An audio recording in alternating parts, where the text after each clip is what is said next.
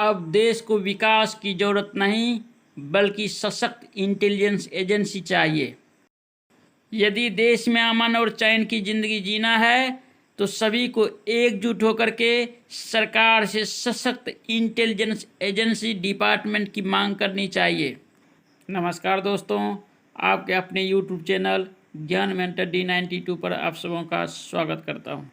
इस वीडियो के माध्यम से हम जानेंगे आखिर कब तक ISI और उग्रवादी संगठन के नाम पर देश की जनता को गुमराह करेगी सरकार। सोए हैं तो जग जाइए।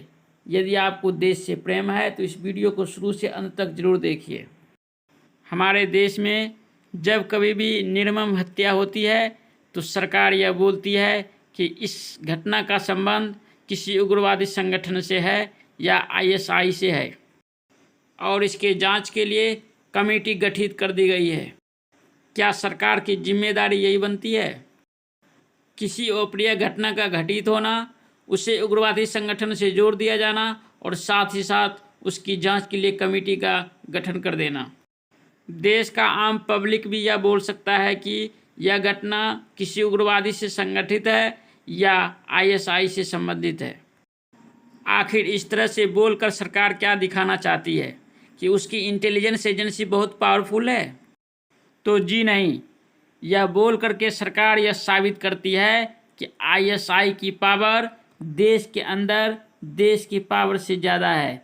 किसी भी टेररिस्ट ग्रुप का पावर देश के अंदर देश के पावर से ज़्यादा पावरफुल है।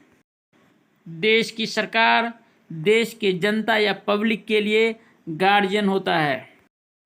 गार्जियन होने के नाते सरकार को यह सोचना चाहिए या देखना चाहिए कि उनके बच्चे कहाँ और क्या सीख रहे हैं और क्या गलत काम कर रहे हैं। यदि सरकार अपने देश के जनता के ऊपर इस तरह की नज़र नहीं रख सकता है, इसका मतलब यह होता है कि सरकार की इंटेलिजेंस एजेंसी बिल्कुल कमज़ोर है। सरकार अपने इंटेलिजेंस एजेंसी पर खर्च नहीं करना चाहती है।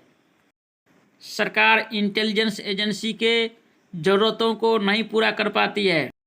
सरकार ना तो नई भर्ती करती है और ना ही खाली पोस्ट को भरने का काम करती है। सरकार को यह चाहिए कि देश के चप्पे चप्पे कोने कोने में उसकी इंटेलिजेंस बहाल हो।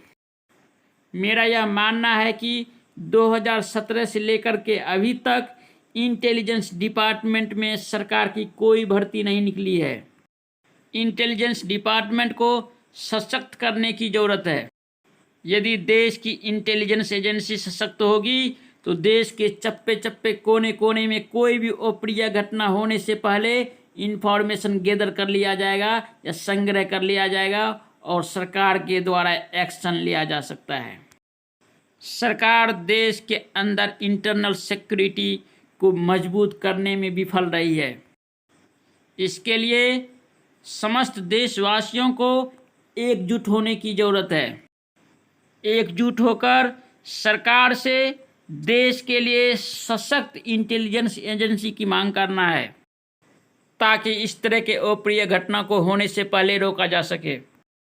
देश को विकास नहीं बल्कि देश की सुरक्षा चाहिए।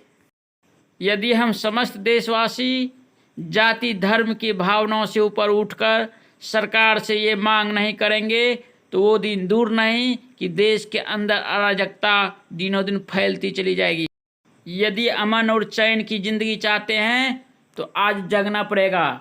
सभी को एकजुट होना पड़ेगा, चक्का जाम करना पड़ेगा और सरकार को देश के लिए सशक्त इंटेलिजेंस डिपार्टमेंट बनाने के लिए मजबूर करना पड़ेगा।